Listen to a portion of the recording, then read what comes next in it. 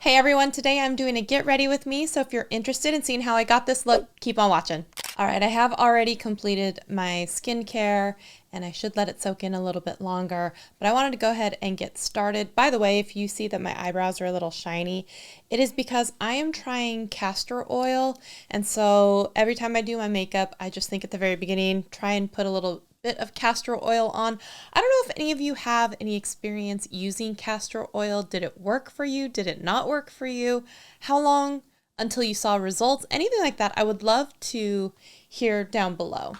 So I don't know if I will specifically show every single product that I'm using, but I'll certainly put it in the description box. If you're interested in anything I have going on my face, then you'll know.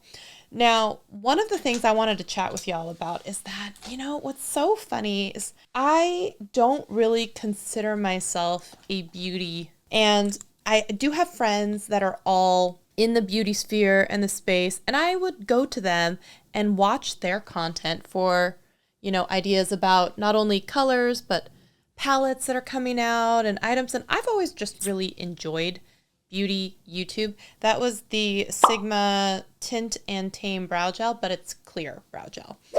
And I don't know, I hesitate. I don't put myself in that group of girls, but I do occasionally put out beauty content. So I guess, would that qualify me as a beauty girly? I don't know officially what the answer is, but anyways, I'm glad that you're here and I appreciate you being here.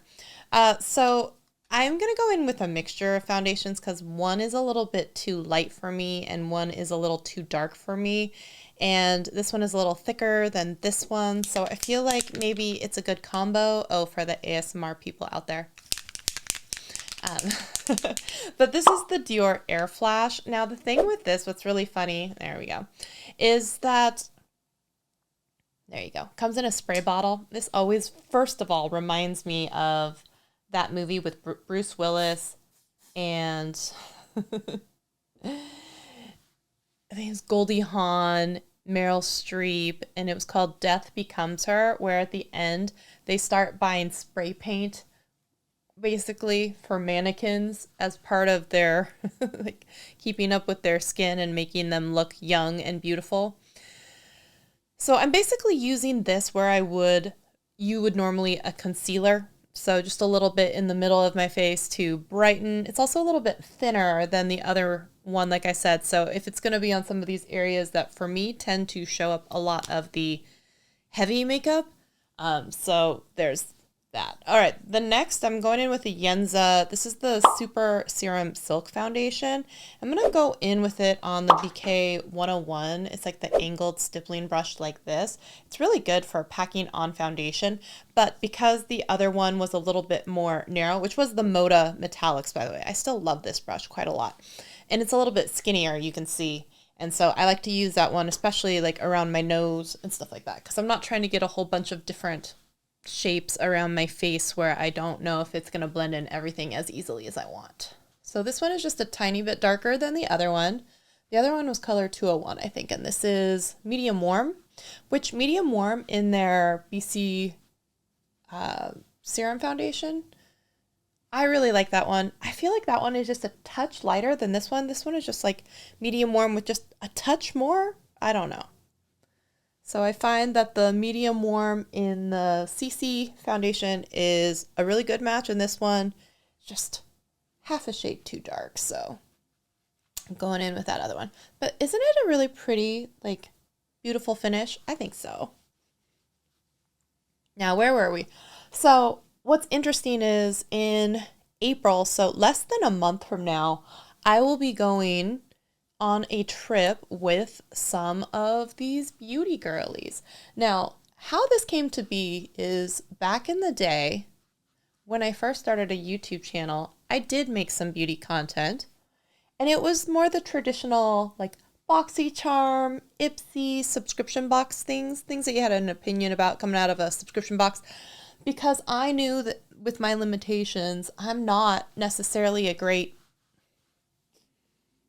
technician, I guess you would say, when it comes to doing like eyeshadows. That I was a very late bloomer, late comer to makeup And I didn't feel comfortable trying to teach a whole bunch of people when I was still learning myself. And nowadays, I feel like you can definitely not just get away with that, but be celebrated for the fact, because not everyone is going to be, a trained makeup person and, get certified and all that. Some of us are just enthusiasts, and I think that's totally fine. And we can learn from everybody. I just feel like back then when I first started YouTube, I didn't feel like it was my place to give lessons on makeup when I was so insecure about makeup myself. This is the Kara Weiss palette that has like a highlighter and 2 blushes in there. This was one of the welcome surprises from the Beautylish boxes because I didn't necessarily think I was gonna love this. I wasn't super enthused, I think, at the time. I was like, okay, whatever. But the more I used it, the more I liked it. And this is the BK Beauty Angie Hot and Flashy A507 brush. It's a nice little angled brush here. And apart from their brushes that are usually red handles, these have the gray handles, which is nice too. So I remember getting this in the Beautylish bag and being like, but actually just being then really pleasantly surprised by it. Now, as I've gotten older, I've definitely gotten more into some of these cream products just because I feel if I layer too many powders, it just starts to make my skin look even older. Now I'm a lady that's in my 40s. Yes, if you can believe it. Well, I'm sure you can. Look at all these gray hairs. And so I feel like I can't do some of the same techniques as well that a lot of the younger beauty people do. But that's okay. I'm just getting stuff that now kind of adapts to my skin and what I feel kind of looks right. I'm not going to say age appropriate because you can do whatever you want to, honestly, at any age. I believe that. Whatever makes you feel good. Now, when I first started on YouTube, like I said, I did start and make some beauty content.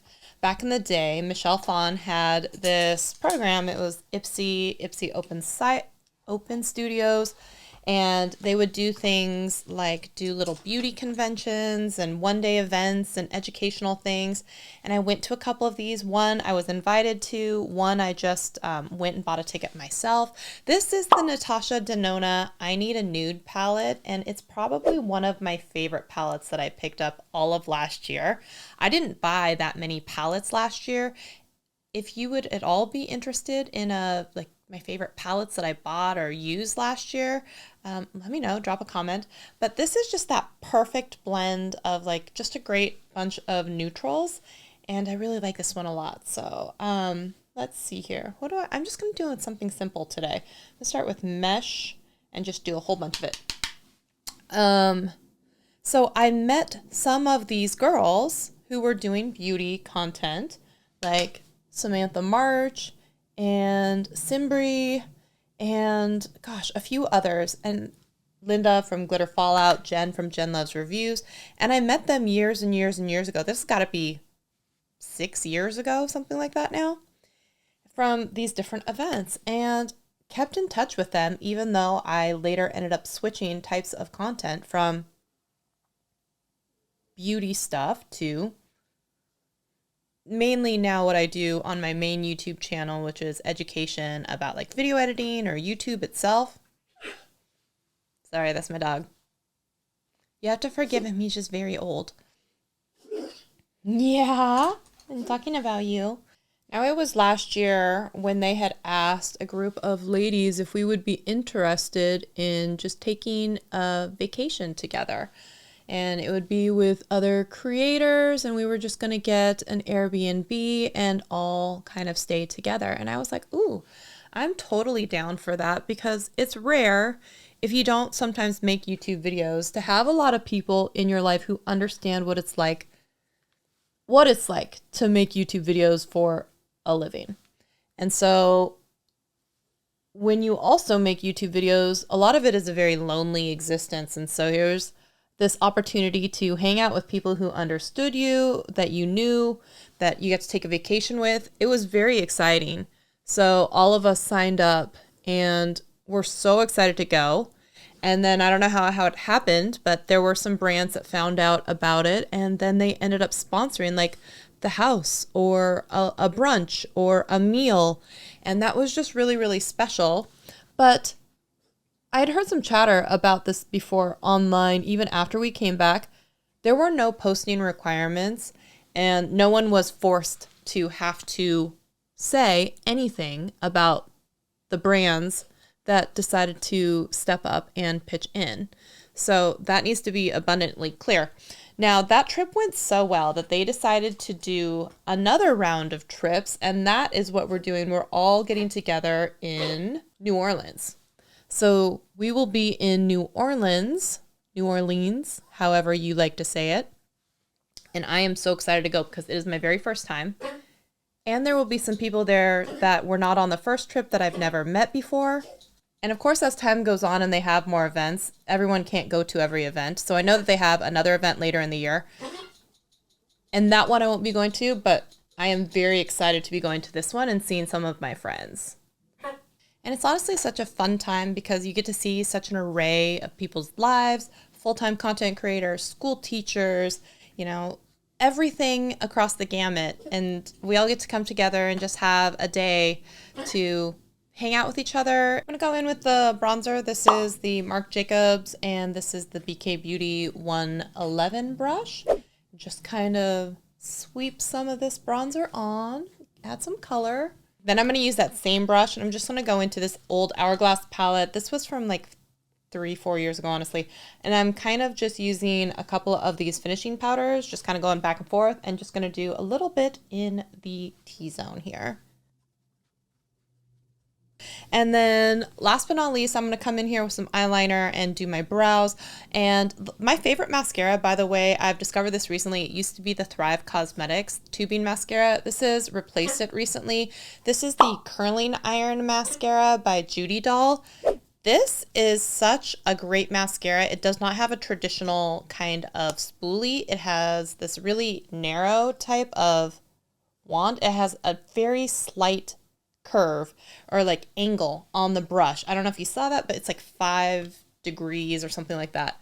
So I found that this is the very best mascara, especially for like the little Asian stubby non-existent type of eyelashes.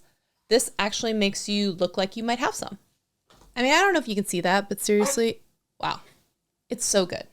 All right, last but not least, I'm gonna come in here with the Benefit. Does anyone else hate doing brows? I hate it.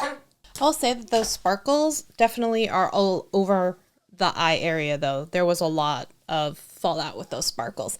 I am going to have to go take my dog out for a walk, so I'm not gonna be able to finish my lips because he's not gonna let me do that. But thank you so much for tuning in. I'm sorry if this is a little scattered and all over the place. I just wanted to make sure I came on and started doing some more get ready with me and kind of ordinary, normal people makeup looks, if that is even a thing. We're gonna make it a thing. Anyways, have a great day and I'll see you in a video very soon. Bye.